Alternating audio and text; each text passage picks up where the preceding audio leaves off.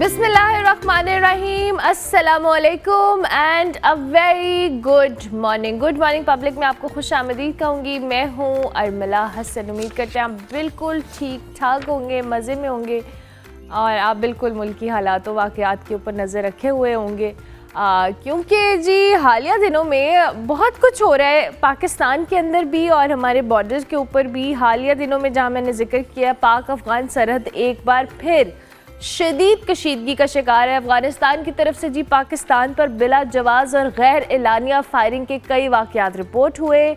बाजोड़, अंगूर अड्डा, करम, चित्राल जैसे हसास मकामात के ऊपर अफ़गान फोर्सेस की जानिब से जो की जाने वाली कार्रवाइयाँ थी, उसने ना सिर्फ पाकिस्तान की खुद मुख्तारी पर सवालात उठाए, बल्कि पाकिस्तान में जारी जो इंसदादे दहशत गर्दी की कोशिशें हैं उसके हवाले से भी उनको भी चैलेंज किया संभाव।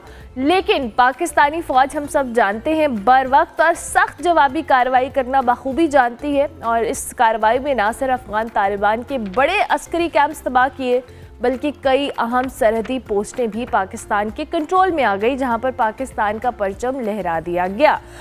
अगर मैं बात करूं, खर्चर फोर्ट और तोपसर पोस्ट इसमें शामिल हैं। दिफाई ज़राए के मुताबिक इन तमाम अफगान जो हमले हैं, इनका मकसद यही था कि फितना खवारिज जैसे जो दहशत गर्द हैं उनको पाकिस्तान मुंतकिल किया जाए और पाकिस्तान के ख़िलाफ़ जो कार्रवाई हैं वो की जा सके। ये हमले जी उस वक्त ऐसे वक्त में हुए हैं जब अफ़गानी वफ़द भारत के सरकारी दौरे पर मौजूद था और भारत के साथ बढ़ते हुए ताल्लुकात है। उसके बाद अफ़गान सरज़मीन हम सब जानते हैं हमेशा से पाकिस्तान के अगेंस्ट और दहशत गर्दी के हवाले से इस्तेमाल होती रही है और होने की कोशिश भी की जा रही थी। और ये हमले ना सिर्फ पाकिस्तान की खुद मुख्तारी पर हमला है, बल्कि ये भी साबित करते हैं कि अफ़गान तालिबान हुकूमत भारत के असर और रसूख में आकर पाकिस्तान दुश्मन अनासर को तक़वियत दे रही है।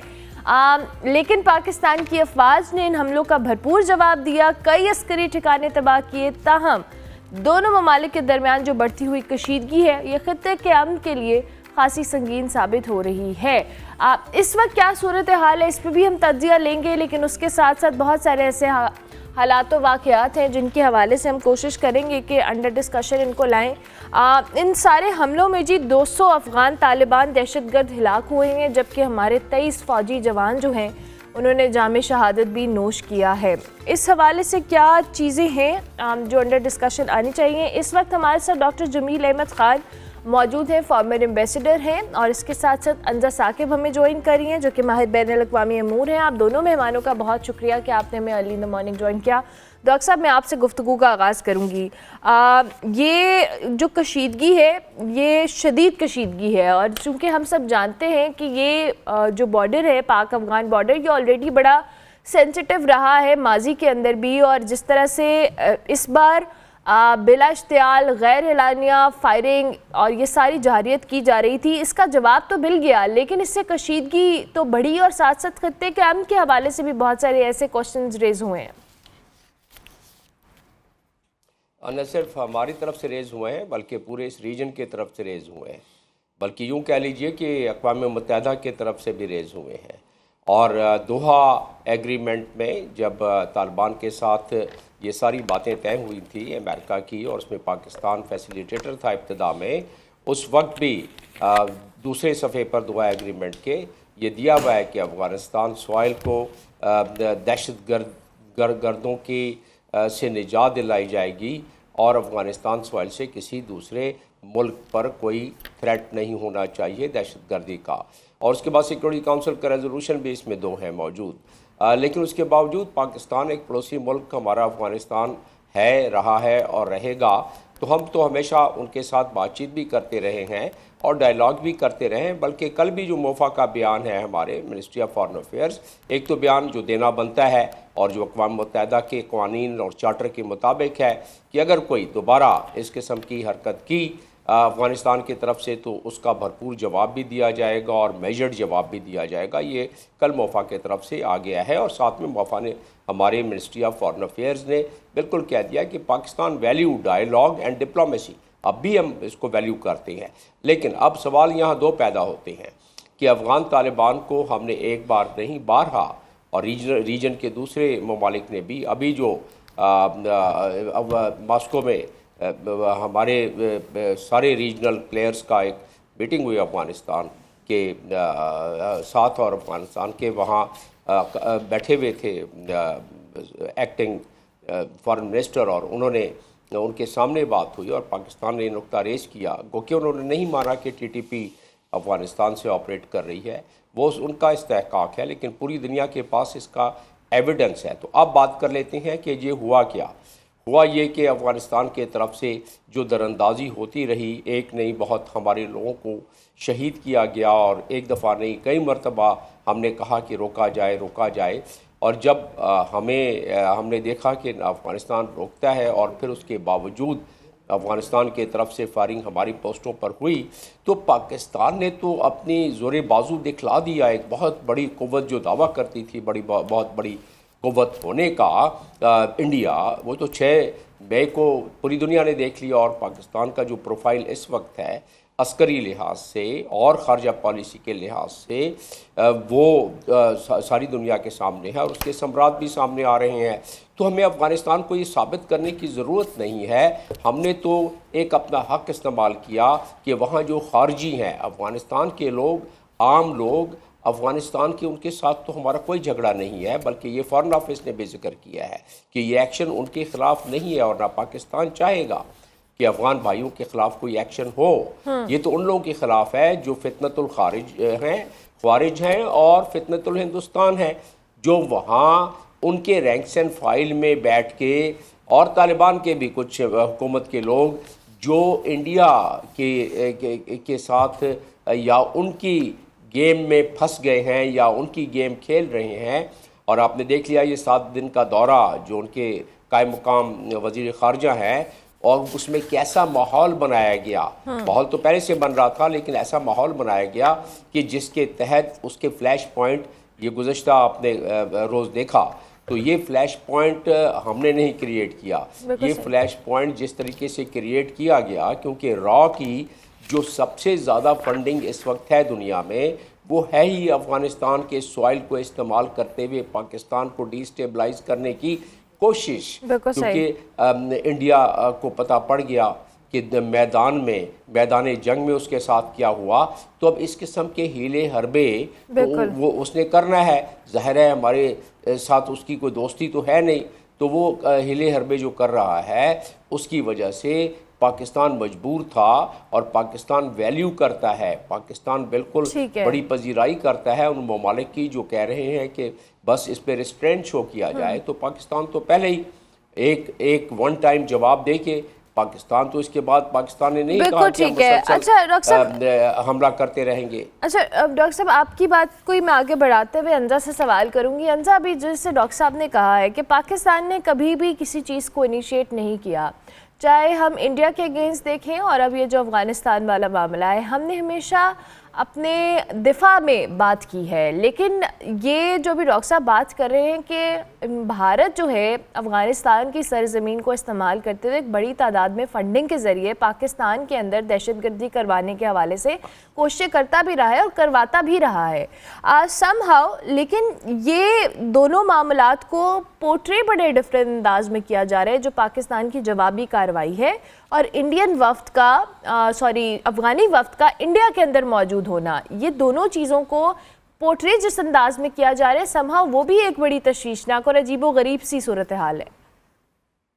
जी डेफिनेटली, देखें मैं बार बार ये कह चुकी हूँ कि अभी जो है ना, जंगें सिर्फ काइनेटिक नहीं होती, ये सिर्फ एक बॉर्डर पे फायरिंग होने के अलावा बहुत बड़ा एक रेटोरिकल एम्यूनेशन है जो भारत हमारे ख़िलाफ़ यूज़ कर रहा है। ज़रा मुझे ये बता दें कि जिस मुल्क में रोज़ कश्मीर में कर्फ्यूज़ और जुल्म होते हैं, वो हमें लेक्चर देगा कि अब बॉर्डर एथिक्स कैसे होने चाहिए सीरियसली? या जो मुल्क यानी कि अफ़गानिस्तान 40 साल तक पाकिस्तान की रोटी खाता रहा है, आज उस मुल्क का इंटरिम हुक्मरान हम पर ही हमले करवाएगा, ये दोस्ती है या दगा?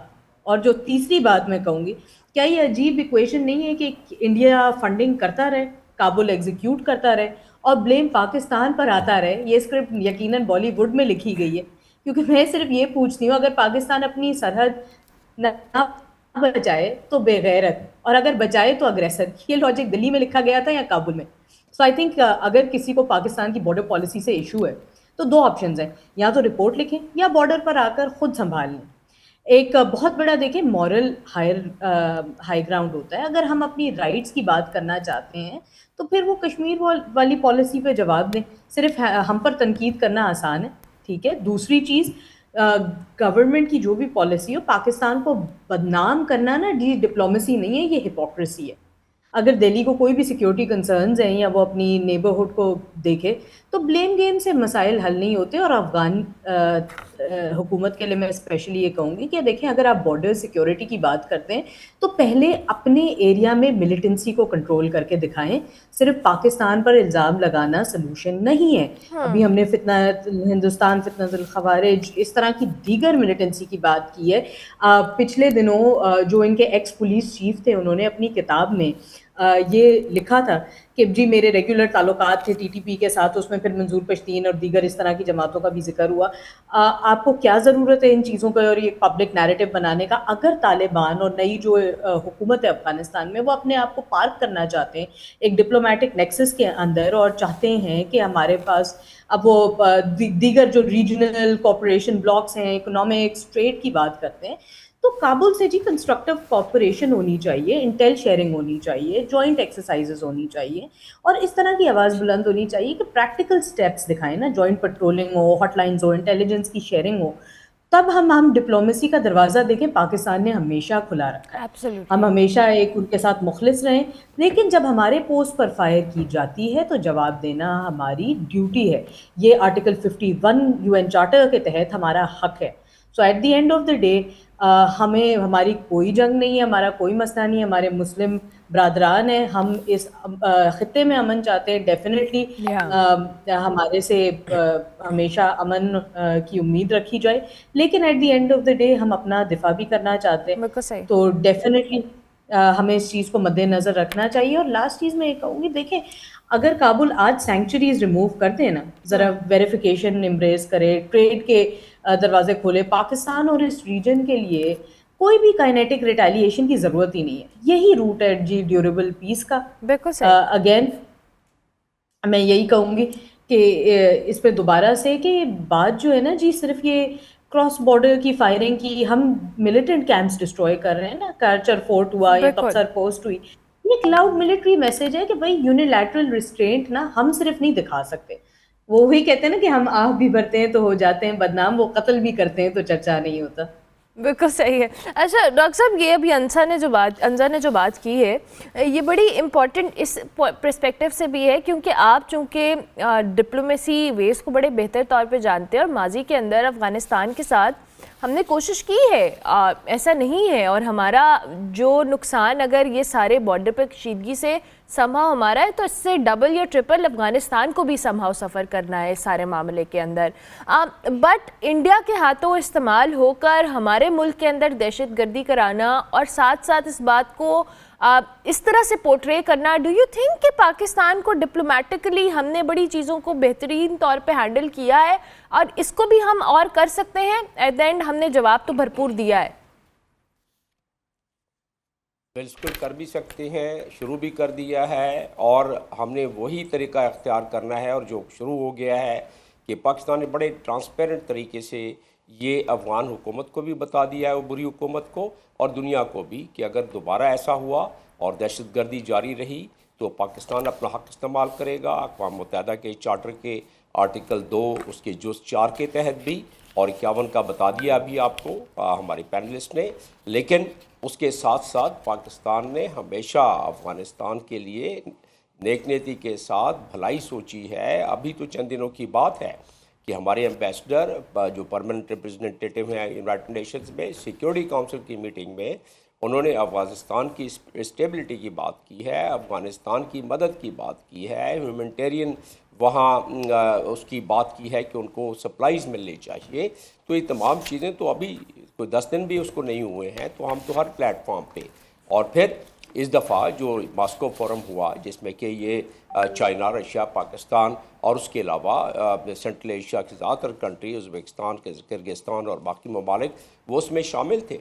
उनकी एक ही बात थी तालिबान के साथ, पूरी हुकूमत के साथ, कि जी अपना जो अक़वाम मुत्तहिदा की रिपोर्ट भी है मॉनिटरिंग टीम की, जो कि अक़वाम मुत्तहिदा के सिक्योरिटी काउंसिल में वो रिपोर्ट पेश हुई और उसमें हर बात बिल्कुल बताई गई है कि कितने अफ़गानिस्तान में ऐसे गिरोह हैं दहशतगर्दों के जो कि पनप रहे हैं और कितने ऐसे हैं TTP समेत जो दूसरे पड़ोसी मुल्कों, उस अक़वाम मुत्तहिदा की रिपोर्ट में पाकिस्तान का नाम नहीं दिया और वो ज़ाहिर डिप्लोमेटिक एक होती है कदगने, तो उन्होंने कहा कि पड़ोसी ममालिक के ख़िलाफ़ इस्तेमाल हो रहा है और पाकिस्तान ने सबूत के साथ ये बात दुनिया की ख़ास तौर पर रीजनल फोरम में किया। अब इसका होना क्या चाहिए आगे? हमने कह दिया, हमारे फॉरेन ऑफिस ने कह दिया कि बिल्कुल हम डायलॉग को वैल्यू देते हैं, हम डायलॉग और डिप्लोमेसी पर बिलीव करते हैं और साथ में उन्होंने बता दिया कि अगर हम पर ऐसे दोबारा दहशतगर्दी होती रही तो हम अपना हक इस्तेमाल करेंगे।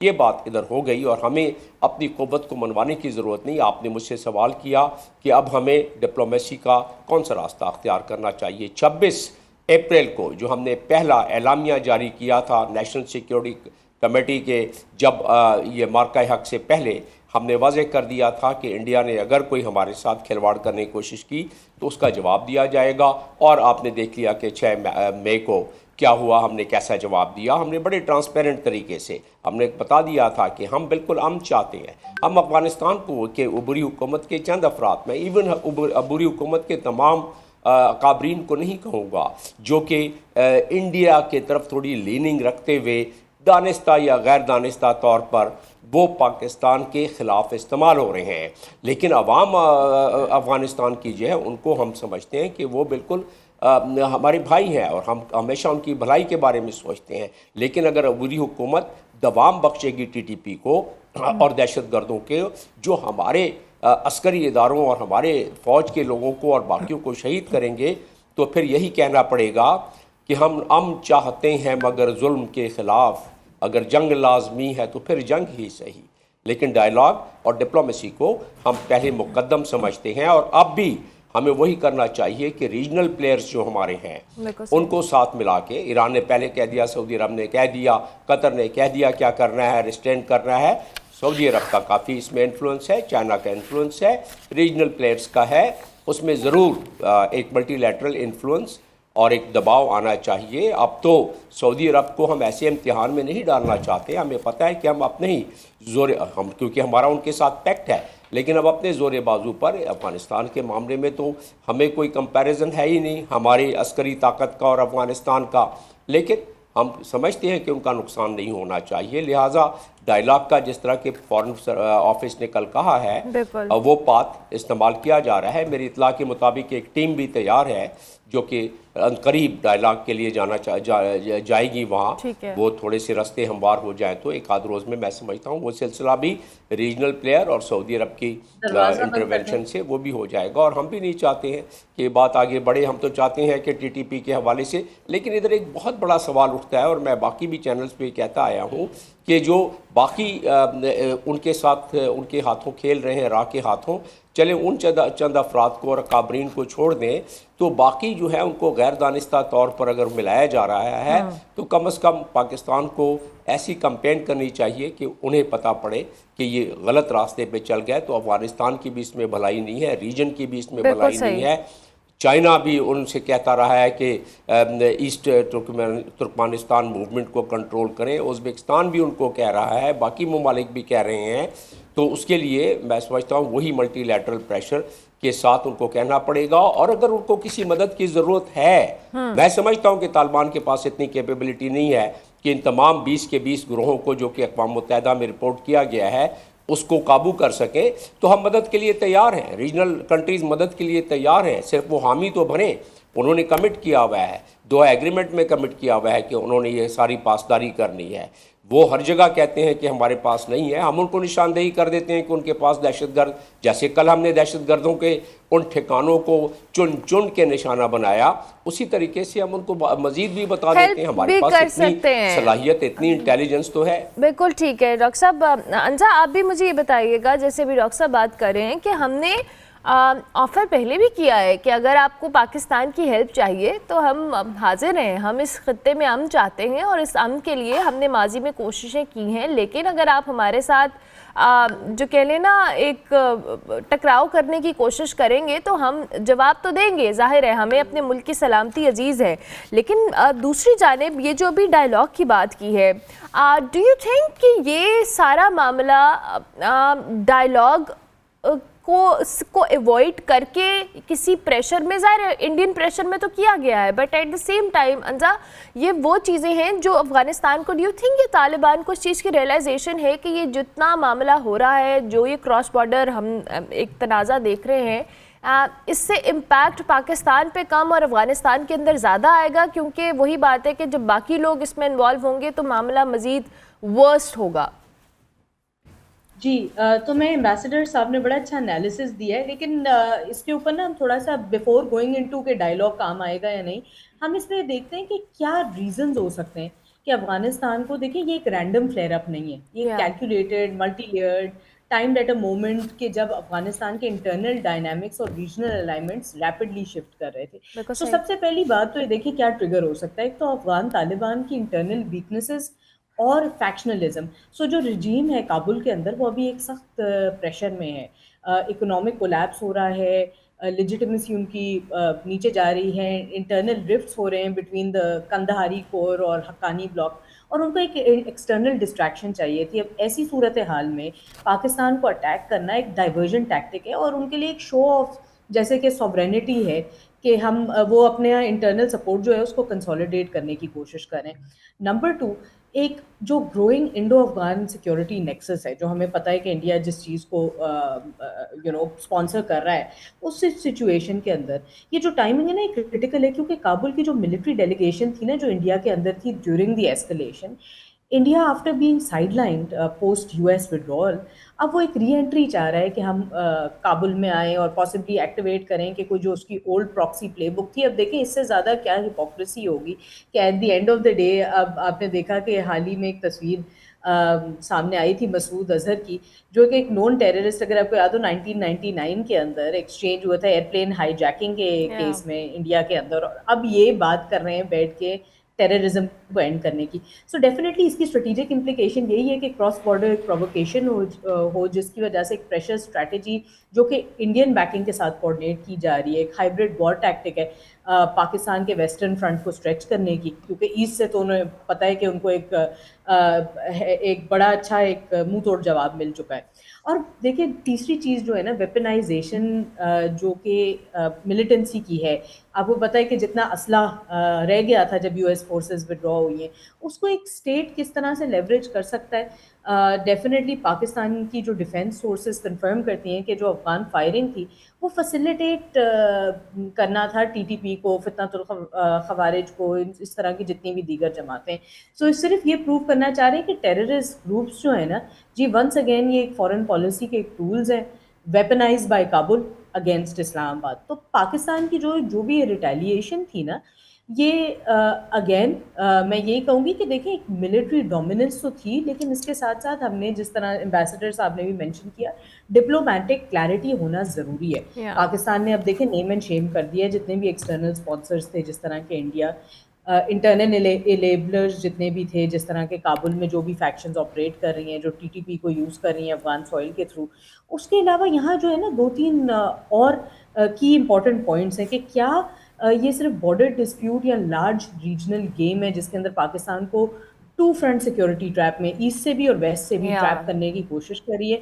पाकिस्तान के इंटरनल जो काउंटर टेरर ऑपरेशंस हैं, क्योंकि अब देखें इकोनॉमिक ब्लॉक्स बन रहे हैं, Saudi military defence pact sign हो रहे हैं, उसके अंदर दीगर ममालिक शामिल हो रहे हैं, सीपैक का सेकंड फेज लॉन्च हो गया है। तो क्या इस तरह के काउंटर टेरर ऑपरेशंस को डिफेंसिव रीडिप्लॉयमेंट की तरफ ले जाया जा रहा है? क्या पाकिस्तान की रेड लाइंस को टेस्ट किया जा रहा है मेजर जियोपॉलिटिकल रीअलाइनमेंट्स की वजह से? देखें पोस्ट ट्रंप की जो सीज फायर है गजा के अंदर, अब हमने देखा है कि यूएस और गल्फ की भी पॉलिसीज, ईरान इजराइल की वॉलेटिलिटी, तो इसके अंदर ना जी बड़ा ज़रूरी है कि एक कंट्रोल्ड एस्केलेशन की जाए। पाकिस्तानी फ़ौज ने बड़ा जिम्मेदारी का मुजाहिरा किया है, कोई सिविलियन कैजुअल्टीज़ नहीं हुई, सिर्फ जो काला तंजीमें थी, जो टेररिस्ट ऑर्गेनाइजेशंस थी, उनको स्ट्रेटेजिकली हिट किया गया है। हम इमोशनली रिएक्ट नहीं कर रहे, हम स्ट्रेटेजिकली रिस्पॉन्ड कर रहे हैं। बिल्कुल इसके ठीक। अलावा जहाँ तक डिप्लोमेटिक प्रेशर की बात है, देखिए थर्ड पार्टी मॉनिटरिंग यहाँ ज़रूर होनी चाहिए। मुझे नेशनल एक्शन प्लान का एक सेकंड और थर्ड फेज़ लॉन्च कर दिया जाना चाहिए, जहाँ पे एक स्ट्रेटेजिक मॉनिटरिंग हो थर्ड पार्टीज़ के ज़रिए, जिस तरह OIC है, चाइना है, कतार है, जो कि एक्सपोज कर सकें इंडिया का जो इन्वॉल्वमेंट है डिप्लोमेटिकली। अगर काबुल इनोसेंट है तो न्यूट्रल ऑब्जर्वर्स को या आने दें और मॉनिटर करें जितनी भी ब्रॉडर एक्टिविटीज़ ठीक हैं। है। फिर इंफॉर्मेशन का जो वॉरफेयर है, बड़ी ज़रूरी बात है। ये जो शिफ्ट है ना जी, नैरेटिव का, बयानिए का ग्लोबली, के जी ये बॉर्डर क्लैश है या स्टेट इनेबल्ड टेररिज्म है, ये एक बायलैटरल डिस्प्यूट है, नहीं है। ये एक हाइब्रिड प्रॉक्सी वॉर है जो सिर्फ और सिर्फ इंडियन स्टेट टेररिज्म फंड कर रहा है। सो अगेन, फायरिंग का एक इंसिडेंट नहीं है, हाइब्रिड प्रॉक्सी वॉर की रिहर्सल है, जिसमें अफगानिस्तान फ्रंट लाइन पर खेल रहा है और इंडिया कंट्रोल रूम में।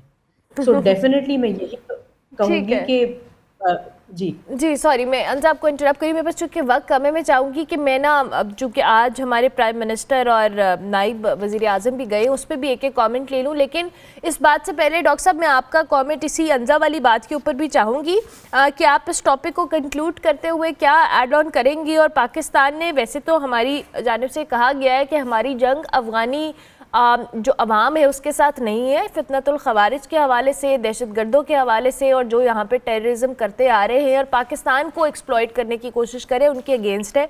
कुछ ऐड करना चाहें आप डॉक्टर साहब? जी, पीपल टू पीपल रिलेशन में कोई फ़र्क नहीं आना चाहिए। पाकिस्तान के अवाम की तरफ से, पाकिस्तान की सिविल सोसाइटीज़ की तरफ से, पाकिस्तान के तमाम फोरम्स की तरफ से ये बिल्कुल सिग्नल जाना चाहिए और जा भी रहा है कि अफ़गानी हमारे भाई हैं, लेकिन फितनतुल खारिज जो हैं या फितनतुल हिंदुस्तान है, ये उनके खिलाफ एक्शन है और ये जारी रहेगा। आपने दूसरी बात की, अगर कहें तो उस पर भी कमेंट कर दूँ। प्राइम मिनिस्टर इस वक्त और हमारे सिपाही सालार जो इस वक्त हैं, एयरबॉर्न हैं, और वो इस वक्त बहुत ही अहम मीटिंग में जा रहे हैं। उसमें दो बातें करना चाहता हूँ मुख्तसरन। एक बात तो ये है कि ये वही बात है जो हमने, जो 26 अप्रैल का मैंने जिक्र किया, जिसके बाद पाकिस्तान का प्रोफाइल बढ़ा है, जिसके बाद पाकिस्तान की मिलिट्री डिप्लोमेसी एक नए उरूज पर पहुंची है। पाकिस्तान की ट्रेडिशनल डिप्लोमेसी को दवाम मिला है उससे, और जिसकी वजह से आज पाकिस्तान का प्रोफाइल पहले के मुकाबले में कई गुना आगे बढ़ा है, जिसकी वजह से हमसे डिफेंस पैक्ट भी हो रहा है, जिसकी वजह से डोनाल्ड ट्रंप भी बात कर रहे हैं, और जिसकी वजह से आज जो सिपाही सालार और प्राइम मिनिस्टर जाके मिस्र में शर्म एल शेख में मीटिंग करने जा रहे हैं, उससे हमारे वज़न का, उससे हमारी अहमियत का इस खित्ते में एज एन स्टेबलाइज़र कंट्री वो ज़ाहिर होता है। और इसी चीज़ को, इसी फार्मूले को अफ़गानिस्तान पर भी अप्लाई करना चाहिए कि we are stabilising force, we would not like any instability, because we know we don't want that we should unnecessarily be drag into that great geopolitical game, because there is some geopolitical game also going on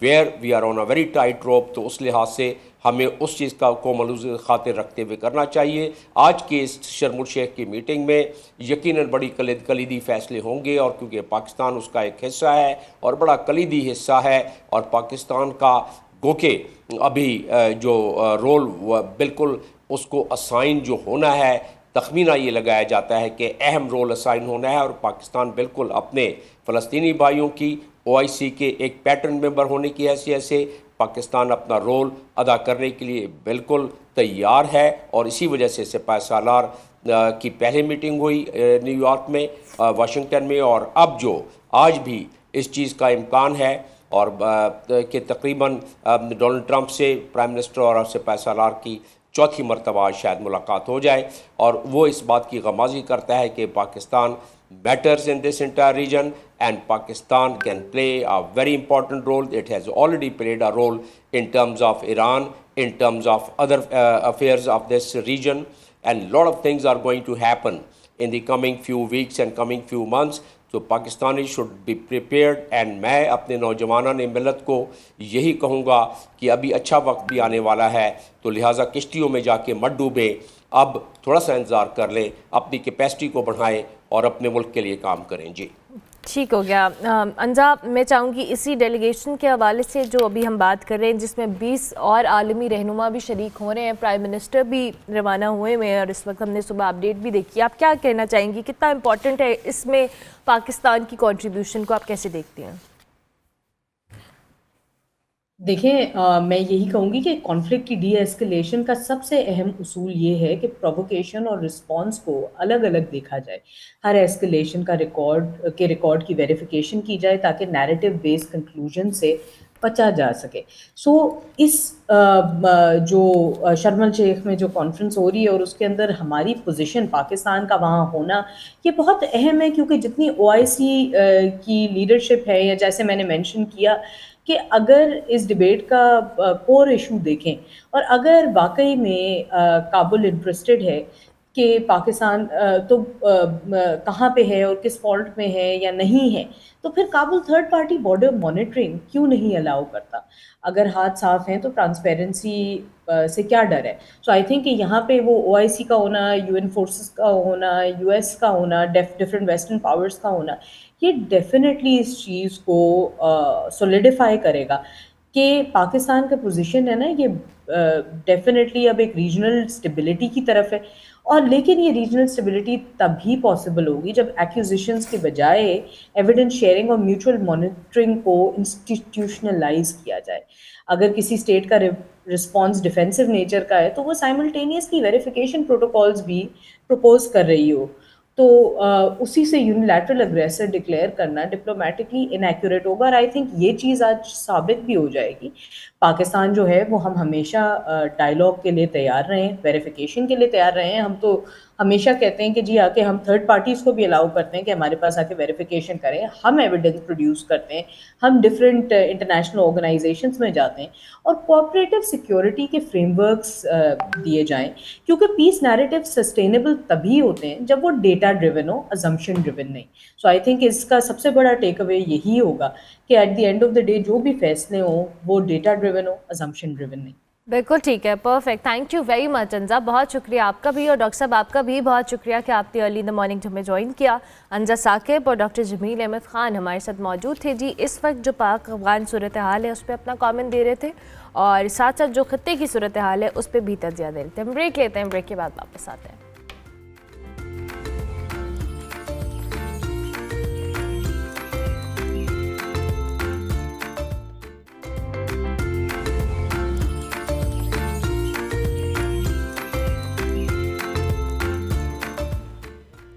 welcome back to good morning public. जी, break के बाद वापस आ गए। इस्लामाबाद में जी 11 और 12 अक्टूबर को बहबूद बाज़ार का कामयाब इनेकाद किया गया, जहां पर ख़ास तौर पर ख़वातीन की एक बड़ी तादाद ने हिस्सा लिया।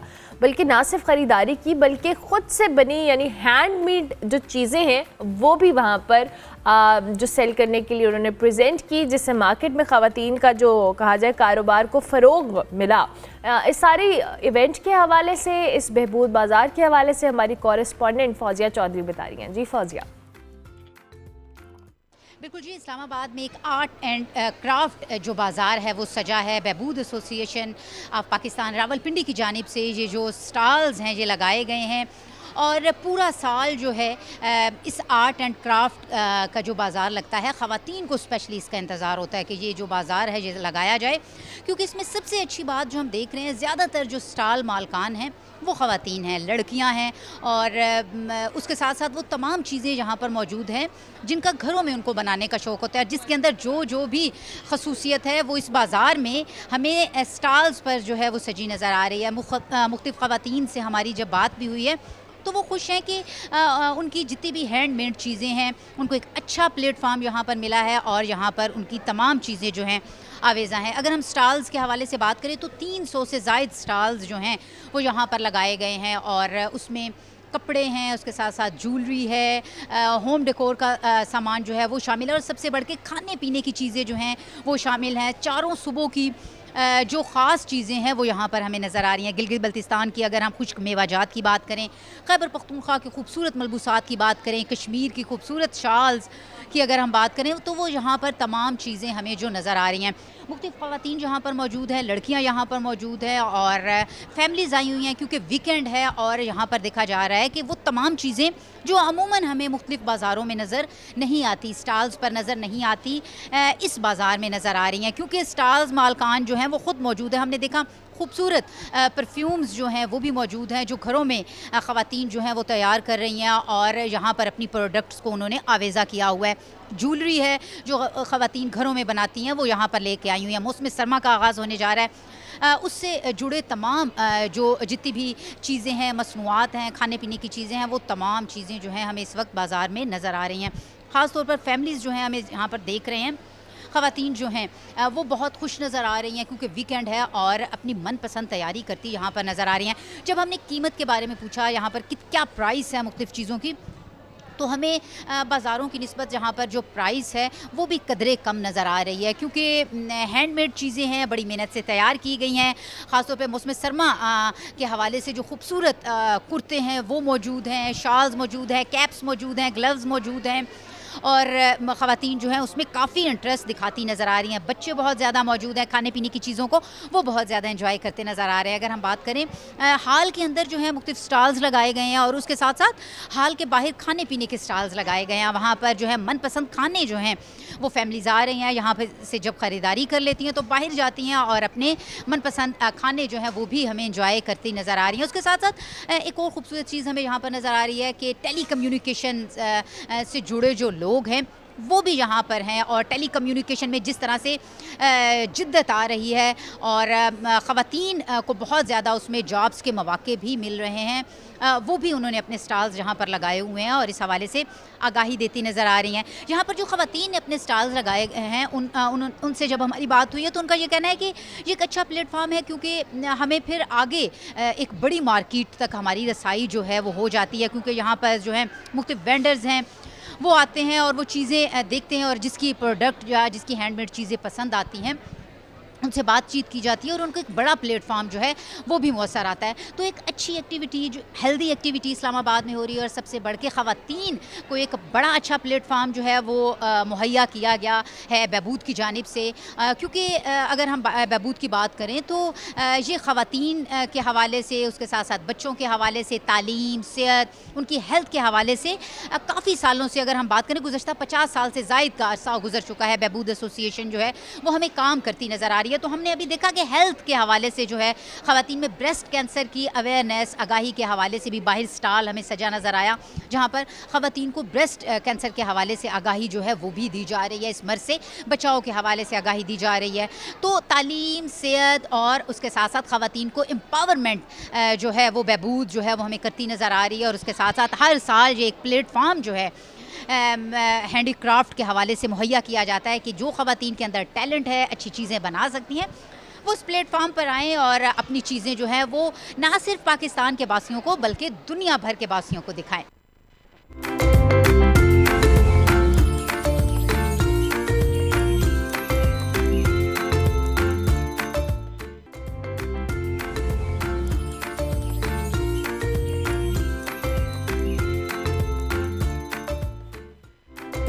Welcome back to good morning public जी। ब्रेक के बाद वापस आ गए। अब हम जिस टॉपिक के ऊपर बात करने वाले हैं वो है ऑस्टियोपोरोसिस, जो कि एक आम मगर एक बहुत संगीन हड्डियों की बीमारी है जो हर गुजरते दिन के साथ जो एक तशवीशनाक सूरत हाल इख्तियार कर रही है। ख़ास तौर पर ख़वातीन में जी ये ज़्यादा पाई जाती है, मर्दों में उम्र के साथ साथ इसका जो बढ़ने का ख़तरा है वो भी बढ़ जाता है। इसे खामोश बीमारी भी कहा जाता है क्योंकि इसकी इब्तिदा में कोई ख़ास अलामात ज़ाहिर नहीं होती हैं और ये आम तौर पर हड्डियों की कमज़ोरी हो, नरमी हो, उसका बाइस बनती है, जिससे हड्डियां आसानी से टूट सकती हैं। हड्डियों की मुसलसल बिगड़ती हुई जो सूरत हाल है फ़र्द की रोज़मर्रा ज़िंदगी को भी मुतासर कर रही होती है और पाकिस्तान जैसे मुल्क में जहां सेहत से मुतल्लिक़ सहूलियात हो, आगाही हो, महदूद है, ये बीमारी वक्त की सबसे बड़ी एक चैलेंज में कन्वर्ट होती नज़र आ रही है। क्या हम अपनी बोन्स की, हड्डियों की हेल्थ को बेहतर करने के लिए कुछ इक़दाम कर रहे हैं? आगाही है और क्या मौजूदा जो हमारा हेल्थ सिस्टम है इस हवाले से हमें सपोर्ट कर रहा है, बीमारी को काबू पाने के लिए तैयार है? इसी मौजू पे बात करेंगे। प्रोफेसर डॉक्टर सप्तैन रज़ा हमारे साथ मौजूद हैं, professor and head of department orthopaedics and trauma. Sir बहुत शुक्रिया आपका डॉक्टर साहब। और इसके साथ साथ डॉक्टर मोहम्मद अली साजिद भी हमें ज्वाइन करें। आपका दोनों मेहमानों का बहुत शुक्रिया। डॉक्टर साहब मैं ज़रा आपसे गुफ्तगू का आगाज़ करूँगी। मैं चाहूँगी आप ज़रा हमें थोड़ा सा इस बीमारी के हवाले से बताइएगा, ऑस्टियोपोरोसिस ये है क्या और किस इसकी जो सिम्टम जैसे मैंने कहा कितने ज़्यादा नहीं होते, इसे खामोश बीमारी क्यों कहा जाता है? ऑस्टियोपोरोसिस बेसिकली बोन दो चीज़ों से बनी होती है, एक मिनरल कंटेंट होता है और एक इसमें बोन की स्ट्रेंथ के लिए प्रोटीन्स होती हैं। तो ऑस्टियोपोरोसिस ऐसी बीमारी है जिसमें ये दोनों चीज़ें कम हो जाती हैं। बोन की स्ट्रेंथ बेहतर कम हो जाती है, मटेरियल भी कम हो जाते हैं और उसकी मिनरलाइजेशन भी कम हो जाती है। ये सिर्फ कैल्शियम विटामिन डी नहीं है बल्कि बोन की जो बिल्डिंग स्ट्रक्चर है, जो प्रोटीन है, वो भी कम हो जाता है। ठीक है। खामोश बीमारी इसलिए कहते हैं कि एक ग्रेजुअल प्रोसेस है। 20 से 40 साल की उम्र में जो बोन फॉर्मेशन है वो साइड बाय साइड चलती हैं। बोन फॉर्मेशन भी हो रही होती है और बोन रिजॉर्प्शन भी हो रही होती है, बोन ख़त्म भी हो रही होती है। 50 साल के बाद ख़वातीन में एकदम से जो रिजॉर्प्शन का रेट है बहुत बढ़ जाता है, तोड़ फोड़ ज़्यादा हो जाती है, नई बोन नहीं बनती। दैट इज़ वाई ये स्लो प्रोसेस है जो 20 से 40 साल 50 साल में बहुत ज़्यादा एक्सेलरेट हो जाता है और पता नहीं चलता आपको कि आपकी बोन की हेल्थ क्या है इस वक्त। तो इस वजह से खामोशी से जब कोई इवेंट हो जाता है तो तब हमें पता चलता है कि इनकी बोन्स तो वीक थी इसलिए टूट गई। बिल्कुल ठीक। डॉक्टर इरशाद मुझे बताइएगा सिम्टम्स बेसिकली क्या होते हैं, जैसे अभी विद टाइम ये डेवलप हो रही होती है बीमारी? एक्चुअली जैसे अभी सर ने बताया कि इसको जो है वो साइलेंट थीफ भी बोला जाता है। स्टार्टिंग के अंदर इसके कोई ख़ास सिम्टम्स जो है ना वो आते नहीं हैं हमें, लेकिन with the passage of time Aahista Aahista जो है वो बोन्स हमारी वीकन होना स्टार्ट हो जाती हैं। यूजुअली जो देखा गया है वो ये है कि हमारा पोस्चर जो है वो शॉर्टन होना स्टार्ट हो जाता है, बैक पेन जो है वो बढ़ जाती है पेशेंट्स के अंदर, और इसका पता तब चलता है पेशेंट्स को यूजुअली जब जो है वो फ्रैक्चर हो जाता है। छोटी सी इंजरी हुई, यूजुअली अल्लाह पाक ने हमारी जो बोन्स हैं उनमें काफ़ी स्ट्रेंथ रखी हुई है। ऐसा नहीं होता कि आपको हल्का सा जो है वो ठोकर लगी है और आपकी बोन फ्रैक्चर हो जाती है। लेकिन अगर किसी पेशेंट को ऑस्टियोपोरोसिस है तो उस पेशेंट के अंदर अगर छोटी सी भी इंजरी होगी, थोड़ा सा भी फॉल होगा, वो एक फ्रैक्चर कॉज कर देगी। तो इसका जो है वो पता करने का तरीका या इसको डायग्नोज करने के लिए डिफरेंट किस्म के टेस्ट्स होते हैं, जिसके अंदर जो है वो फेरिक्स कैलकुलेटिंग सिस्टम है या जो है वो डेक्सा स्कैन है, जिसके अंदर हमें पता चलता है कि पेशेंट की जो बोन की हेल्थ है वो कैसी है, बोन थिनिंग तो नहीं हो रही। तो इस तरह से सिम्टम्स इसके यूजुअली जो है वो लेट स्टेज के अंदर जाके आते हैं। स्टार्टिंग के अंदर इसके कोई सिम्टम्स एज सच आते नहीं हैं। ठीक है। अच्छा डॉक्टर साहब, ये सिम्टम्स आते नहीं हैं, लेकिन कितना इम्पॉर्टेंट है कि कितने स्पेसिफिक टाइम के बाद आप अपनी जो बोन की हेल्थ है उसको चेक कराना, स्कैन कराना या जो भी टेस्ट होते हैं वो कौन कौन से होते हैं और कितने टाइम बाद करा लेने चाहिए? देखिए, सबसे पहले तो ये है कि विटामिन डी लेवल चेक करना ज़रूरी है, कैल्शियम लेवल चेक करना ज़रूरी है, फास्फोरस लेवल चेक करना ज़रूरी है। जैसे डॉक्टर अली ने बात की, FRAX होता है। FRAX ये है कि fracture risk assessment and diagnosis tool है। टूल क्या है, ये आप वेबसाइट पे जाएं या हमसे रब्ता करें तो हम आपको बताएंगे। एक परफॉर्मा है जो आपने फेल करना है, लाइक आपकी एज कितनी है, आपकी जेंडर क्या है, आपकी फैमिली में किसी को फ्रैक्चर हुआ है नहीं हुआ, वो सारी कैलकुलेट करके वो स्कोर दे देता है आपको। उस स्कोर पे हम मेजर करते हैं कि इस पेशेंट में अगले 10 सालों में फ्रैक्चर हो सकता है कि नहीं। ओके। और डेक्सा स्कैन है, उसके बाद अगर किसी में रिस्क फैक्टर ज़्यादा है तो हम उसका डेक्सा स्कैन करके उसमें भी हम प्रीएम्प्टिवली अगले 5 या 10 साल का रिस्क कैलकुलेट कर लेते हैं कि अगले 5 साल में आपको हो सकता है, पॉसिबिलिटी है, अब उस अगले 5 साल में अपनी बोन हेल्थ बेहतर कर लें। ठीक है। अच्छा डॉक्टर साहब, वैसे इन जनरल बोन हेल्थ को बेहतर करने के लिए आपने विटामिन डी, कैल्शियम और फॉस्फोरस का जिक्र किया, लेकिन एट द सेम टाइम हम लोग अक्सर नज़रअंदाज कर देते हैं इन छोटी चीज़ों को। छोटी तो नहीं है, डेफिनेटली बहुत मेजर है, बट समहाउ हमें बाकी डेफिशिएंसीज का आइडिया होता है, हम फॉरेन मेडिसिन ले रहे होते हैं, सब कुछ कर रहे होते हैं, बट ये वही चीज़ है कि जब एक चीज़ के सिम्टम आ ही नहीं रहे हैं, आपको पता ही नहीं है, तो आपको ओवरऑल हेल्थ को तो बेहतर करना है, कैसे किया जाए? बोन हेल्थ के लिए सबसे इम्पॉर्टेंट ये है कि हम अपनी एक्टिविटी को बढ़ाएं। ठीक है। और अपनी डाइट पे तवज्जो दें। सही। जिस तरह से प्रोसेस्ड डाइट बहुत ज़्यादा चलती है, फिज़ी ड्रिंक्स बहुत ज़्यादा लोग पीते हैं और इंडोर एक्टिविटीज़ बहुत ज़्यादा हैं, घर में बैठे हुए हैं, बाहर नहीं जा रहे, तो सनलाइट नहीं है और एक्टिविटी एक्सरसाइज कोई नहीं है, वॉक है, ब्रिस्क वॉक है, जॉगिंग है। बोन हेल्थ में प्रोटीन डाइट है, मिल्क है, योगर्ट, ये सारी चीज़ें आप प्रीएम्प्टिवली यूज़ करें। बिल्कुल ठीक। तो अगर आपको नहीं पता बोन हेल्थ क्या थी है तो आप इन सारे एक्सरसाइज प्रोग्राम को, डाइट प्रोग्राम प्लान को और सनशाइन को यूटिलाइज करेंगे तो you will be better as compare to those people which are not using these things in your life का हिस्सा बनाएं इन सारी चीज़ों को। Lifestyle modification. बिल्कुल ऐसे अच्छा डॉक्टर इशराक ये भी बताइएगा, जैसे ख़वातीन के अंदर रिस्क कम होता है और ख़वातीन में यूजुअली हम जो बोन हेल्थ है उसको बहुत सारी दीगर इश्यूज से जो कहने कनेक्ट कर देते हैं कि अच्छा मैं गिरी थी, मैंने काम ज़्यादा किया, मैंने ये किया, you know that sort of thing. हम फिर वो जो मेन इशू है उसको समहाउ वो पीछे रह जाता है। ख़वातीन को कितना ज़्यादा कॉन्शियस होने की ज़रूरत है, क्योंकि ऑस्टियोपोरोसिस नॉर्मली ख़वातीन में इसकी रेशो ज़्यादा है। बिल्कुल जी, ख़वातीन के अंदर जो है वो इसकी रेशो भी ज़्यादा है और ख़वातीन के अंदर ये जो है वो एक निगलेक्टेड बीमारी के तौर पे भी ज़्यादा जो है वो देखी जाती है।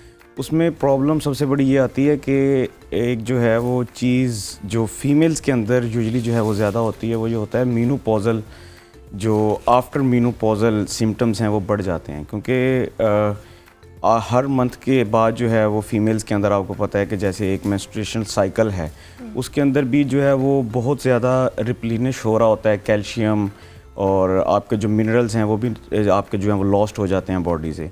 और दूसरी बात ये है कि पाकिस्तान के अंदर आपको पता है कुछ हमारे कल्चरल टैबूज़ भी ऐसे हैं कि हमारी फ़ीमेल्स जो हैं वो बाहर कम निकलती हैं, एक्टिविटीज़ नहीं हैं, हमारा सन एक्सपोजर भी जो है वो थोड़ा सा कम होता है, तो इसलिए फ़ीमेल्स की बोन्स जो हैं वो ज़्यादा प्रोन होती हैं ऑस्टियोपोरोसिस के लिए।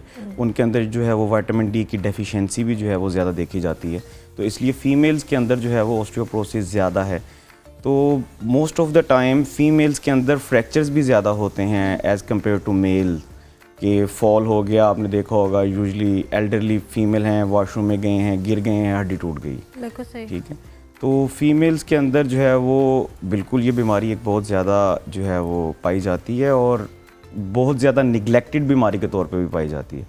तो ज़्यादा से ज़्यादा जो है वो फीमेल्स को ही विटामिन डी और सप्लीमेंट्स कंज्यूम करने की ज़रूरत भी है। बिल्कुल ठीक है। अच्छा डॉक्टर सप्तेन, सप्लीमेंट्स ये भी एक बड़ी इंपॉर्टेंट चीज़ है, बिकॉज हम बहुत सारे सप्लीमेंट्स इनटेक कर रहे होते हैं, लेकिन कुछ डॉक्टर रिकमेंड कर रहे होते हैं, कुछ ओवर द काउंटर हमें मिल जाते हैं और वो हमारी उसके जो कह लें हमने उसको अपनी सेल्फ प्रिस्क्राइब्ड होती हैं समहाउ। आप एज अ डॉक्टर क्या रिकमेंड करते हैं कि कौन से सप्लीमेंट्स हैं जो इस बीमारी के लिए स्पेसिफिकली बड़े इंपॉर्टेंट है विटामिन डी के अलावा भी? इसमें सप्लीमेंट्स में विटामिन बी कॉम्प्लेक्स हैं, इम्पॉर्टेंट हैं, कैल्शियम इंटेक इम्पॉर्टेंट है, मैग्नीशियम भी इम्पॉर्टेंट है। तो अगर इसका रिलेशनशिप ऐसे नहीं है कि अगर विटामिन डी आपने रिक्वायर्ड से ज़्यादा ले लिया तो ज़्यादा स्ट्रॉन्ग हो जाएंगी, जैसे समटाइम्स कहते हैं जी कोई स्टील बोन्स नहीं बनती बेसिकली। उसमें सिर्फ ये होता है कि जो डेफिशिएंसी है वो पूरी रखे। Excess of vitamin D does not make the bone strong, बिल्कुल ठीक है, मगर जो कमी है वो ज़रूर वीक करेगी, तो आप कमी ना रहने दें। At least daily supplementation is very important, vitamin D, calcium, B complex and magnesium. अच्छा, विटामिन डी का एक वो कैप्सूल है या एक वो इंजेक्शन टाइप होता है, वो लोग मंथ में या वीक में एक बार ले लेते हैं, इज़ इट फाइन? अच्छा, अब ये थोड़ी नई रिसर्च भी आ रही है, जैसे यूएस में, यूके में, वो कहते हैं जी अब ये जो बूस्टर डोज है, इसे हम कहते हैं बूस्टर डोज, इसमें 2 लाख इंटरनेशनल यूनिट्स होते हैं। डेली जो विटामिन डी की रिक्वायरमेंट है वो 400 इंटरनेशनल यूनिट्स है। तो 400 इंटरनेशनल यूनिट से आप ज़्यादा कुछ ज़्यादा ले लें। 2 लाख जो आप ले लेते हैं वो बॉडी में एब्जॉर्ब कितना हो रहा है, नो बॉडी नोज। अच्छा, तो अब नई ट्रेंड ये है ट्रीटमेंट में, चेंज ये है कि आप सप्लीमेंट्स लें डेली बेसिस पे लें। 400 रिक्वायर्ड है तो आप 1000 यूनिट्स ले लें, 400 मिल जाएगा, थोड़ा सा ज़ाया हो जाएगा, कुछ इजाफी भी स्टोर हो जाएगा। तो डोंट टेक बूस्टर डोजेस। और वो फिर एक दफ़ा ले के महीने बाद मरीज़ भूल जाता है, तो उसको दिन ही नहीं याद रहता किस दिन मैंने खाना था। तो daily supplementation is far better as compare to booster doses which you take after months और 2 मंथ्स या 15 दिन बाद जैसे भी लेते हैं। अच्छा, यहाँ पे मैं कुछ थोड़ा सा ऐड करना चाहूँगा, जैसे सर ने अभी बताया, लेकिन सम केसेस के अंदर जो है वो हमें बूस्टर डोजेज देनी पड़ती हैं। सर मतलब बेहतर जानते हैं, कुछ पेशेंट्स ऐसे हैं जिनको सीवियर डेफिशिएंसीज होती हैं, उनको हमें बूस्टर डोजेज देनी पड़ती हैं, फिर उनको हमें जो है वो मेंटेनेंस डोज के ऊपर जो है वो लाना पड़ता है। लेकिन बात फिर वही है, जैसे सर ने बताया कि पेशेंट जो है वो 15 दिन के बाद लेने के बाद भूल जाता है कि अगली डोज जो है मैंने कब लेनी है, ठीक है, या क्योंकि हसल बसल इतनी है कि पेशेंट जो है वो वैसे स्किप कर देता है अपनी अगली डोज। तो मेंटेनेंस डोज जो है वो बहुत ज़रूरी है आपकी बूस्टर डोज के साथ साथ। बिल्कुल ठीक है। अच्छा डॉक्टर साहब, अब ये बीमारी एक दफ़ा हो गई तो क्या ये इसका ट्रीटमेंट होता है? कम्प्लीटली क्योर्ड है। अच्छा, कम्प्लीटली ट्रीटेबल। ट्रीटेबल है, प्रिवेंटेबल है। ओके, बेहतर। जो फ्रैक्चर्स हो रहे हैं अब हमारे साथ तो मसला ये है ना, हमारे जो हेल्थ सिस्टम है, एक दफ़ा मरीज़ फ्रैक्चर वाला आ गया वो दोबारा आता ही नहीं है, उसको तो ज़्यादा ज़रूरत है कि वंस ही हैज़ एक्सपीरियंस अ फ्रैक्चर तो उसके आगे रिस्क बढ़ गया है। जिसको नहीं हुआ तो वो तो नहीं हुआ ना, जिसको हो गया उसका रिस्क बढ़ना है, उसको तो ज़्यादा ट्रीटमेंट की ज़रूरत है। कम्प्लीटली ट्रीटेबल ये डिजीज़ है, कम्प्लीटली प्रिवेंटेबल डिजीज़ है। बिल्कुल ठीक है। मगर जो चीज़ इसमें ट्रीट नहीं होती वो नेक्स्ट है जो कार्टिलेज का डिफेक्ट है। बोन है, बोन के ऊपर कार्टिलेज है, बोन रिकवर कर जाती है, इसके साथ जो कार्टिलेज को डैमेज होता है, जैसे घुटनों का दर्द शुरू हो गया है, माइक्रो फ्रैक्चर्स भी होते हैं जो घुटने के अंदर होते हैं, नज़र नहीं आते, एक्सरे में नज़र आते हैं, उससे भी हम ऑस्टियोपोरोसिस, और जो ज़्यादा चैलेंजिंग अब बनता जा रहा है फीमेल्स में वो ऑस्टियोआर्थराइटिस हो गया, उसकी बेसिस भी पीछे बोन वीक है, उसके बाद कार्टिलेज वीक और फिर वो पेन में चला जाता है पेशेंट। बोन हेल्थ बेहतर कर सकते हैं, कार्टिलेज हेल्थ बेहतर करने के लिए बहुत कुछ करना पड़ता है। बहुत कुछ करना है। इन द एंड हमारे प्लेटफॉर्म से डॉक्टर अली साजिद, आप कुछ कहना चाहें लोगों को रिगार्डिंग दिस डिजीज़? बस दिस डिज़ीज़ के मतलब जो है वो हम यही कहना चाहते हैं कि जी अपनी डेली एक्टिविटीज़ जो हैं उनको बेहतर करें, अपनी स्मोकिंग को क्विट करें, क्योंकि स्मोकिंग जो है वो बहुत ज़्यादा एक रिस्क फैक्टर है ऑस्टियोपोरोसिस का। उसके अलावा जो हमारी जंक फूड कंजप्शन है उसको कम करें, फिज़ी ड्रिंक्स को कम करें, क्योंकि वो कैल्शियम को रिप्लेनिश करने का एक बहुत जो है वो बड़ा ज़रिया है। और दूसरा ये कि अपने रेगुलर चेकअप्स ज़रूर करवाएं, और एडवांस जो बायोलॉजिकल ट्रीटमेंट्स हैं जो कि अभी हमने अपने एक जेनिस एस्थेटिक्स के प्लेटफॉर्म से स्टार्ट किए हैं, तो उन बायोलॉजिकल ट्रीटमेंट्स को ज़रूर ऑप्ट करें ताकि जो है वो आपकी बोन्स को जो है वो बेहतर क्योर मिल सके और आप इस डिजीज़ को प्रिवेंट कर सकें बिफोर फ्रैक्चर्स। डॉक्टर साहब, आप कुछ कहना चाहें? स्पेसिफिकली मैं चाहूँगी आप ख़वातीन से मुताल्लिक। जी, ख़वातीन के लिए सबसे इम्पॉर्टेंट मैसेज ये है कि अगर बैक पेन हो रही है तो उसको निगलेक्ट ना करें, just get an x-ray, just get an, क्योंकि जो कॉमन फ्रैक्चर की जगह हैं वो रिस्ट है, स्पाइन है और हिप जॉइंट्स है।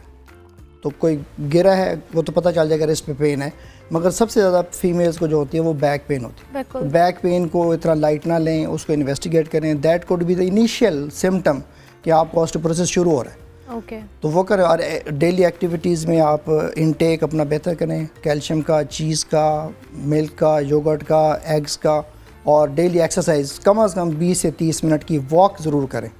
हफ्ते में 5 दिन कर लें, 3 दिन कर लें। फिजिकल एक्टिविटी आपकी होनी चाहिए। Perfect, thank you very much doctor साहब, बहुत शुक्रिया डॉक्टर साहब आपका भी।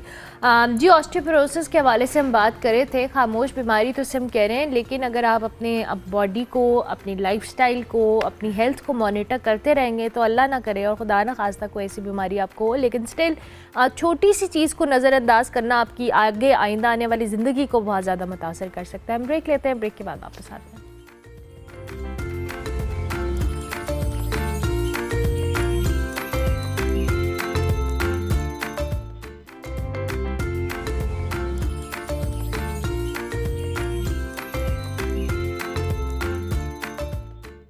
Welcome back to good morning public. जी, ब्रेक के बाद वापस आ गए। पहले क्रिकेट पे हमने बात करनी है, लेकिन उससे पहले हम किचन का रुख करेंगे जहाँ पे शेफ अली रजा हमारे साथ मौजूद हैं। अस्सलाम वालेकुम। वालेकुम सलाम। कैसे आप? खैरियत से? अल्हम्दुलिल्लाह, शुक्र अल्लाह का।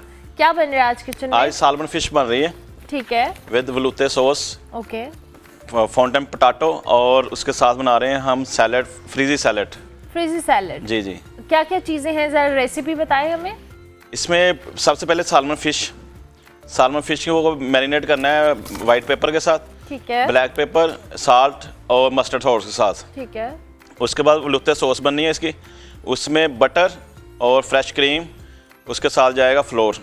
ठीक है, ठीक। उसका बीन्स की, उसका सालमन फिश का बेड बनाएंगे, साथ फाउंटेन पोटैटो है। इसको पहले ब्लांच किया, ब्लांच करने के बाद इसको ना सोते करना, और उसके बाद टेस्ट लगाना है इसको वाइट पेपर, ब्लैक पेपर और साल्ट का। ठीक है, ठीक। उसके साथ बननी है फ्रीजी सैलड, फ्रीजी वेजिटेबल है वो लेनी है, ऊपर उसके बाद नार और ड्रेसिंग करनी है उसकी फ्रेश क्रीम की। ओके जी। और ये ज़रा क्लोजअप दिखाएं भी। आप फिश को फ्राई करेंगे क्या? जी जी, फिश बनानी है, फ्राई करनी है इधर। आप फ्राई करना शुरू करें फिश को, फिर मैं दोबारा आपकी तरफ आती हूँ। मीनवाइल जी, कद्दाफी स्टेडियम लाहौर में हम सब जानते हैं पाकिस्तान और साउथ अफ्रीका 2 टेस्ट मैचेस पर मुश्तमिल जो सीरीज़ है उसका कल आगाज़ हुआ था। कल पहले टेस्ट मैच का पहला रोज़ था और आज दूसरे रोज़ का खेल उसका आगाज़ हो चुका है। जो इफ्तिताही मैच था उसमें पहले रोज़ पाकिस्तान ने बड़ी ज़बरदस्त बैटिंग की जी। 5 विकेटों के नुकसान पर 313 रन स्कोर किए। शान मसूद ने टॉस जीतकर पहले बैटिंग का फैसला किया था। शुरू में हमारी थोड़ी जो कह लें परफॉर्मेंस शेकी रही, लेकिन उसके बाद इमामुल हक, मोहम्मद रिजवान और सलमान अली आगा ने जो ज़बरदस्त बैटिंग की है उससे टीम की जो पोजीशन है वो खासी बेहतर हो गई है। इब्तदाई नुकसान के बाद ही शान मसूद और इमाम ने जिम्मेदारी से बैटिंग की, मगर 199 के स्कोर पर बैक टू बैक विकेट गिरने से जो लास्ट था, जो आखिर था, वो कुछ बहरान का शिकार हुआ, जिससे मोहम्मद रिजवान और सलमान अली आगा की जो 114 रन्स की पार्टनरशिप है उसने संभाला है। अब दूसरे दिन का जो मैच है उसका आगाज़ हो चुका है। इस पर ज़रा हम तजिया ले लेते हैं। सैयद हैदर हमारे साथ मौजूद है। अस्सलाम वालेकुम जी, बहुत शुक्रिया हैदर साहब कि आपने हमें ज्वाइन किया। हम 2 के कम टेस्ट मैचेस खेलते हैं, लेकिन अब चूँकि हम टेस्ट मैचेस के ऊपर बात करें तो आई बिलीव कि ये जो सीरीज़ है हमारे लिए अच्छी साबित हो। एब्सोल्युटली कल पाकिस्तान अच्छा खेला। बीच में आपने जैसे आपने बताया कि थोड़ा सा फ्लॉ आया था जहां पे 2 विकेटें एक साथ गिरेंगे, लेकिन इन ऑल अगर आप देखें पाकिस्तान ने अच्छी बैटिंग की, रन रेट भी अच्छा रखा, स्ट्राइक को रोटेट किया, बॉलर बैट्समैनों ने अपना विकेट के दरमियान जो है रनिंग अपनी अच्छी की, तो उससे काफ़ी फर्क पड़ा है। दूसरी बात ये कि साउथ अफ्रीकन फील्डर्स ने 2-3 अहम मौके पे कैच छोड़ दिए। वो अगर कैच पकड़े जाते शायद हो सकता है कुछ सिचुएशन अलग होती, लेकिन उसकी वजह से पाकिस्तान को एक चांस मिला और पाकिस्तानी रिजवान भी और इमाम उल हक दोनों ने बड़े स्कोर कर लिए हैं। तो यही चीज़ होती है क्रिकेट में, आपको जब चांस मिलता है अगर आप उसको अवेल कर लेते हैं तो ठीक है, अगर आप चांस में निकल जाता है तो वो फिर आपके लिए एक मुसीबत बन जाता है। पाकिस्तान इस वक्त अच्छी पोजीशन में 350 के करीब है और जाहिर है अगर 400 से ऊपर रन कर लेते हैं तो इस विकेट पे अगर सेकंड इनिंग में थोड़ी सी लीड मिल जाती है 100-150 रन की, तो फिर ये पाकिस्तान के लिए तीसरी इनिंग में एक बड़ा अच्छा एडिशन होगा। और चौथी इनिंग में जब साउथ अफ्रीका को अगर 250 से ऊपर का कोई टारगेट मिलता है अपने आप को डिफेंड करने के लिए, टेस्ट या चेस करने के लिए, तो बड़ा मुश्किल होगा साउथ अफ्रीका के लिए लाहौर की इस विकेट पे, क्योंकि थोड़े से स्पॉट्स पड़ चुके हैं और बॉलर्स को स्पॉट अगर मिल जाते हैं, साउथ अफ्रीकन बॉलर्स क्योंकि नए हैं उनको नहीं मिल पा रहे हैं अभी पूरी तरह, लेकिन पाकिस्तानी स्पिनर्स नुमान अली जो है वेल एक्सपीरियंस हैं, तो उनके लिए स्पॉट ढूंढना मुश्किल नहीं होगा। तो इसलिए पाकिस्तान की पोजीशन जो है ऑलमोस्ट इस टेस्ट में अभी तक जो है वो काफ़ी अच्छी है, अगर पाकिस्तान सेकेंड इनिंग में कोलैप्स नहीं करता है। अच्छा हैदर साहब, अभी आपने जो विकेट है उसकी भी बात की, पिच का भी आपने जिक्र किया, मैं चाहूँगी आप ज़रा उस पर भी एनालिसिस दीजिएगा कि इस वक्त कद्दाफी स्टेडियम में चूँकि खेला जा रहा है, वेदर कंडीशंस और सारी चीज़ों को देखते हुए जो विकेट है वो कैसे रिस्पांस दे रही है। एंड सेकेंडली आपने जैसे कहा, हमने माजी में देखा है कि हमारी टीम जब दूसरी इनिंग्स खेलने की बारी आती है तो समहाउ मसला होता है, चैलेंज से दो चार रहती है। क्या स्ट्रैटेजी हो सकती है जो कोलैप्स की टर्म आपने यूज़ की, समहाउ हम ना करें? देखिए, सिंपल स्ट्रेटजी है कि आप अपने आप को विकेट के ऊपर स्टिक करें और थोड़ा सा सिचुएशन को आप उस वक्त जो है एग्जामिन करें, बिल्कुल सही तरह रीड करें, पढ़ लें आपके इस वक्त क्या पोजीशन है, बॉल कहाँ से बैठ रही है, कहाँ से उठ रही है, कहाँ से स्किड हो रही है। ये बैट्समैन की एक नेचुरल आदत होती है और वो इनको जो है वो बजाय इसके कि अपना ड्रीमर शॉट खेलें कोई, उसके बजाय सिचुएशन के हिसाब से अकॉर्डिंग टू सिचुएशन जाके खेलेंगे तो कोई मसला नहीं होगा। दोनों बैटर जो हैं पाकिस्तान के वो अच्छी फॉर्म में जो इस वक्त खेल रहे हैं, तो ये जाहिर है दूसरी इनिंग में अच्छे खेल रहे हैं, लेकिन एक रिवायत रही है जो पहली इनिंग में अच्छा खेलते हैं वो दूसरी इनिंग में फेल हो जाते हैं। तो ये चीज़ जो है ये ख़त्म होनी चाहिए। सबसे अहम बात ये है कि आप अपने आप को कंसंट्रेट करें। जैसे सऊद शकील आउट में थोड़ा सा लेजी हुए, कंसंट्रेट नहीं किया, आसान लिया, बॉल को पुश कर दिया बगैर देखे कहाँ बॉल पड़ रही है, वो कैच आउट हो गया। तो ये चीज़ ख़त्म होनी चाहिए। और सबसे अहम बात जो है उसमें ये है कि पाकिस्तान के बॉलर्स जो हैं उनको थोड़ा अपना संभल के बॉलिंग करनी पड़ेगी, क्योंकि साउथ अफ्रीकन बैटर्स जो हैं अगर एक दफ़ा सेटल हो गए इस विकेट पे फिर आपके लिए बहुत मुश्किल हो जाएगी। लेकिन मुझे ऐसा लगता है अगर साउथ अफ्रीका ने भी इतनी अच्छी बैटिंग की तो ये टेस्ट ड्रॉ हो जाएगा, फिर इसका रिजल्ट निकलने की उम्मीद नहीं है। अच्छा, अगर साउथ अफ्रीका ने भी अच्छी बैटिंग की तो जाहिर है। अच्छा, अभी आपने मोहम्मद रिजवान और सलमान अली आगा का जिक्र किया तो भी स्कोर बोर्ड भी मेरे सामने है। 74 पे है सलमान अली आगा और मोहम्मद रिजवान 73 पर है। ओवरऑल 350 है, 5 विकेटों का नुकसान है। अच्छा पार्टनरशिप बिल्ड हुई है इन दोनों की। बहुत उम्दा, बेहतरीन। दोनों ने अच्छी जो है अंडरस्टैंडिंग के साथ बैटिंग की है। सलमान तो खेल ही रहे हैं पिछले 4-5 महीने से। रिजवान टीम में नहीं थे T20 में या पाकिस्तान की टीम में, तो एकदम से आके रिजवान ने एडजस्ट किया। और रिजवान की खास बात यही है, वो एडजस्ट करते हैं अपने आप को बड़ी जल्दी। उनको कोई प्रॉब्लम नहीं होती है।